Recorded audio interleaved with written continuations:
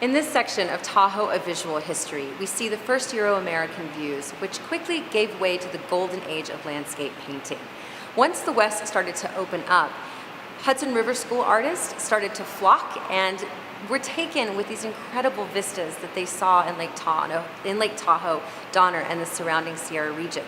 They would make sketches and go back to their studios on the East Coast and paint them, and they really started to solidify in the American psyche what the West looked like. Here we have one of the most famous paintings by one of the most famous Hudson River School style painters named Albert Bierstadt.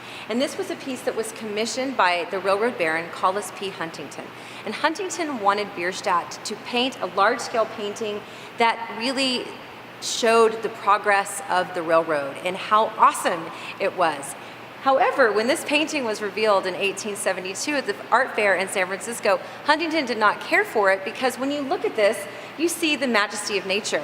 You see Donner Lake from the summit, and you have to really strain your eyes to see the railroad. So Huntington didn't really care for this painting, even though historically it is known as one of Albert Bierstadt's most famous and best works.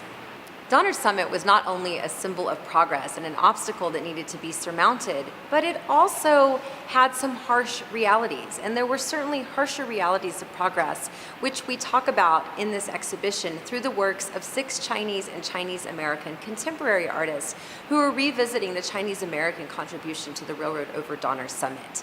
Like this piece here from Hung Lu, which is comprised of 200,000 fortune cookies poured over railroad ties, and this is called Old Gold Mountain, and it is a memorial to the Chinese laborers, not only those who perished at Donner Summit in building the railroad, but also for the sweat and the toil of those who did spend so much time building it. And Hung Lu uses a little bit of tongue-in-cheek humor. The fortune cookie, of course, is an American invention, so it's not a Chinese contribution to the culture, but the railroad is. So there's some humor that she uses also in her work.